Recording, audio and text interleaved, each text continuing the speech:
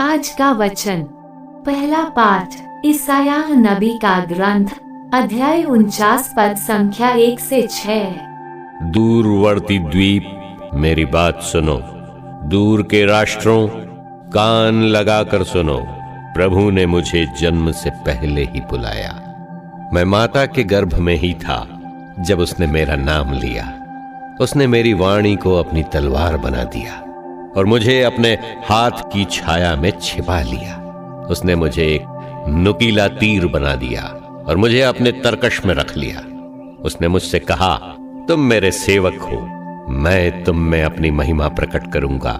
मैं कहता था, मैंने बेकार ही काम किया है, मैंने व्यर्थ ही अपनी शक्ति खर्च की है।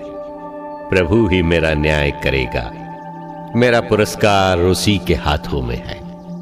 परंतु जिसने मुझे माता के गर्भ से ही अपना सेवक बना लिया है, जिससे मैं याकूब को उसके पास ले चलूं और उसके लिए इज़राइल को इकट्ठा कर लूं, वही प्रभु बोला। उसने मेरा सम्मान किया, मेरा ईश्वर, मेरा बल है।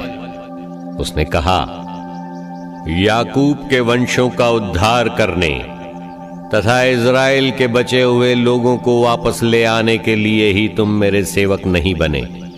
मैं तुम्हें राष्ट्रों की ज्योति बना दूंगा, जिससे मेरा मुक्ति विधान पृथ्वी के सीमांतों तक फैल जाए।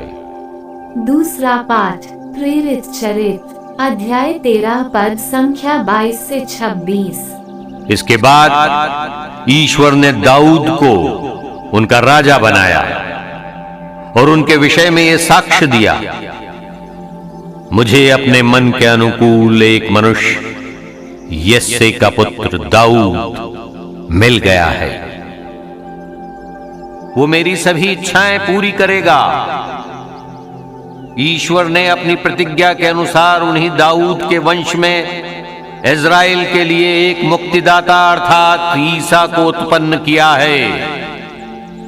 उनके आगमन से पहले अग्रदूत योहन ने इज़राइल की सारी प्रजा को पश्चाताप के बपतिस्मा का उपदेश दिया था। अपना जीवन कार्य पूरा करते समय योहन ने कहा,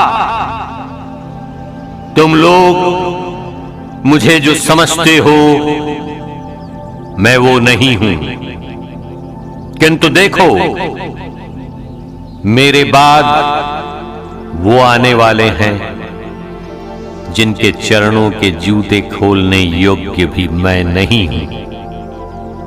भाइयों, इब्राहिम के वंशजों और यहां उपस्थित ईश्वर के भक्तों, मुक्ति का यह संदेश हम सबके पास भेजा गया है।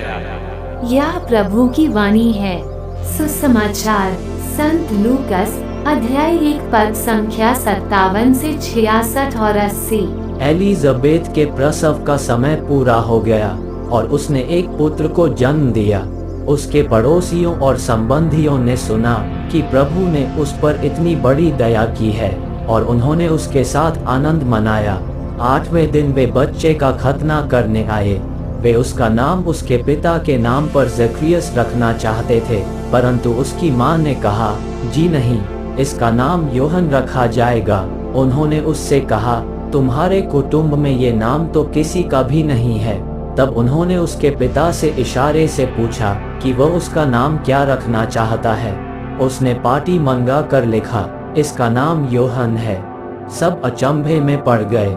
उसी क्षण ज़करियस के मुख और जीभ के बंधन खुल गए और वह ईश्वर की स्तुति करते हुए बोलने लगा। सभी पड़ोसी विस्मित हो गए और यहूदिया के पहाड़ी प्रदेश में ये सब बातें चारों ओर फैल गई। सभी सुनने वालों ने उन पर मन ही मन विचार कर कहा, पता नहीं ये बालक क्या होगा।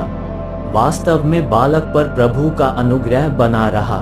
बालक बढ़ता गया और उसकी आत्मिक शक्ति विकसित होती गई। वह इस्राएल के सामने प्रकट होने के दिन तक निर्जन प्रदेश में रहा।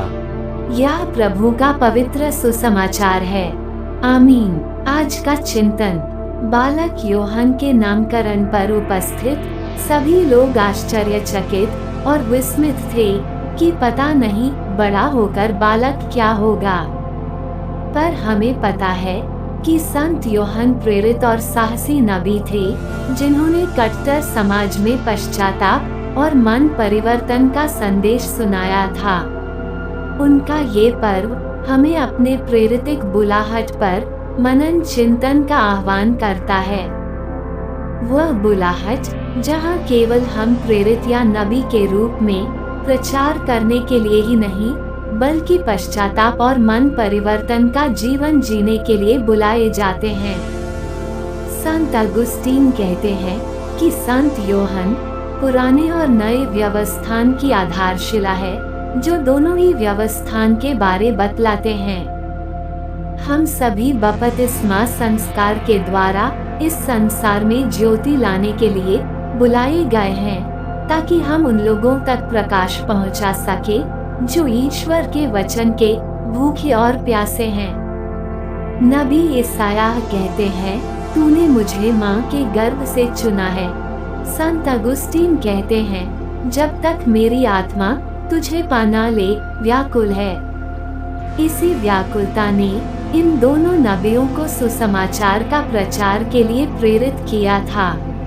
जब हम यूखरिस्ट या शब्द समारोह में भाग लेते हैं, तो हमें ये ज्ञात होता है कि हमें एक नई पहचान मिली है, वह है ख्रीस्तिया। हमारे लिए आज सबसे बड़ी ललकार यह है कि हम इस ख्रीस्तियता को कैसे साकार करते हैं। आमीन।